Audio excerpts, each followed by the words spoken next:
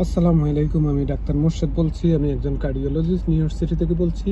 আমি আজকে আপনাদেরকে আরেকটা টপিক নিয়ে এসেছি। সেটি হচ্ছে যে যাদের ট্রাইগ্লিসারাইড অনেক হাই থাকে তাদের ক্ষেত্রে আপনারা কি করতে পারেন। আপনারা জানেন ট্রাইগ্লিসারাইড হচ্ছে যে লিপিড প্রোফাইলের আরেকটা অংশ। এই লিপিড মিন্স আমাদের যে বিভিন্ন চর্বির যে মার্কারগুলো আছে ব্লাডের মধ্যে, তার একটা হচ্ছে যে ট্রাইগ্লিসারাইড। এই ট্রাইগ্লিসারাইডও যদি বেড়ে যায় তাহলে আপনার অনেক ধরনের প্রবলেম হতে পারে। সেই প্রবলেমটা হচ্ছে যে আপনার ব্যাসেলে আপনার অনেক প্ল্যাক বেঁধে যেতে পারে, আপনার ব্যাসেলকে সরু করতে পারে এবং হার্ট অ্যাটাকের ঝুঁকি রাখে। হ্যাঁ, সেটি একটি। আর এই ট্রাইগ্লিসারাইড মাত্রা সাধারণত 150 বা নিচে হওয়া বাঞ্ছনীয়। এর উপরে হলে একটু কনসার্ন থাকতে হবে। আপনাকে অনেক ধরনের ফিশ অয়েল বা ভালো জাতীয় প্রোটিন এবং ভালো ফ্যাট যেগুলি আছে সেগুলো খেতে হবে। আর যদি অনেক সময় 500-এর যদি উপরে হয়ে থাকে তখন আপনার প্যানক্রিয়াটিস হওয়ার মতো ঝুঁকি থাকে। তো সুতরাং এটি খুবই মারাত্মক কিন্তু। হ্যাঁ, তো ট্রাইগ্লিসারাইড যখন হয়ে থাকে তখন আপনারা কি করতে পারেন? ট্রাইগ্লিসারাইড প্রথমে আমি ওষুধের পরিবর্তে শুধুমাত্র আপনার খাওয়া দাওয়ার ব্যাপারে কি করতে পারেন সেটা বলবো। সর্বপ্রথম আমি যেটা বলবো সেটি হচ্ছে যে আপনাকে অয়েল, যে অয়েলগুলো আমরা ব্যবহার করে থাকি বিভিন্ন খাবার দাবারে রান্না করার জন্য কিংবা সালাদের জন্য, এগুলো কিন্তু আপনাকে খুবই সংযত হতে হবে। একদম যদি জিরো অয়েল ব্যবহার করতে পারেন তাহলে তো বেস্ট, কিন্তু একদম জিরো অয়েল তো আমরা ব্যবহার করতে পারবো না। আপনাদের মনে রাখতে হবে যে আপনাকে খুবই লিমিটেড পরিমাণে আপনার এই অয়েল ব্যবহার করতে হবে, কারণ অয়েল মিনস ট্রাইগ্লিসারাইড, এটা মনে রাখতে হবে।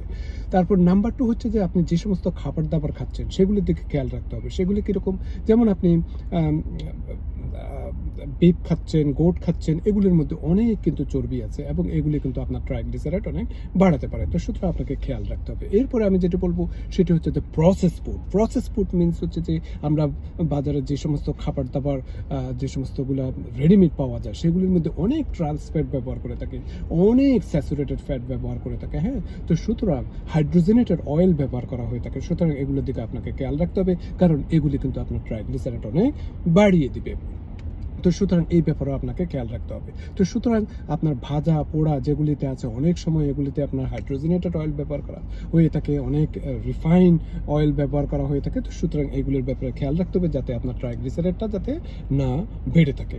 এইগুলো আপনার এটি। তারপর হচ্ছে যে আপনি সিম্পল কার্বোহাইড্রেট। সিম্পল কার্বোহাইড্রেট বলতে আমি বলছি যেগুলো আপনি ভাত রুটি এগুলো যে খাচ্ছেন, এগুলো যদি বেশি হয়ে থাকে তখন এই সিম্পল কার্বোহাইড্রেট কিন্তু তখন সেটি কনভার্টেড হয়ে বিভিন্ন ধরনের ফ্যাটি অ্যাসিডে রূপান্তরিত হয় এবং এই ফ্যাটি অ্যাসিড যখন আপনার ব্লাড সার্কুলেশনে যখন অনেক ভাবে এটি সঞ্চালন করবে, এটি যখন প্রবাহ হবে তখন কি করে লিভার কিন্তু অনেক ট্রাইগ্লিসারাইড কিন্তু আপনার বানিয়ে ফেলে এবং অ্যাগেন সেটিও আপনার প্রবলেমেটিক হবে ট্রাইগ্লিসারাইডের জন্য। এরপর আমি বলবো বিভিন্ন ধরনের সুগারি খাবার দাবার, বিভিন্ন ধরনের সুগার যদি নিয়ে থাকেন সেটি কিন্তু আপনার সেটি পরবর্তীতে এটি ক্র্যাব সাইকেলের মাধ্যমে সেটি আবার ফ্যাটি অ্যাসিড কিংবা ফ্যাটে রূপান্তরিত হয়ে থাকে। অ্যাগেন সেটিও কিন্তু আপনার ট্রাইগ্লিসারাইডকে ত্বরান্বিত করবে। তো এই জন্য আপনাদেরকে বলবো যে সমস্ত আপনার খাবার দাবারে যেগুলি ভালো প্রোটিন পাওয়া যায়, যেগুলি স্যাচুরেটেড ফ্যাট থেকে আপনাদেরকে দূরে থাকতে হবে। যে সমস্ত খাবার দাবারে বেশি স্যাচুরেটেড ফ্যাট, যেমন আমি বিফের কথা বললাম স্যাচুরেটেড ফ্যাট, হ্যাঁ, যেগুলিতে হাইড্রোজেনেটেড অয়েল ব্যবহার করা হয়ে থাকে ভাজা পোড়ার জন্য কিংবা প্রসেস ফুডের জন্য যেরকম ট্রান্স ফ্যাট ব্যবহার করা হয়ে থাকে, এগুলো থেকে মাস্ট দূরে থাকতে হবে আপনাকে।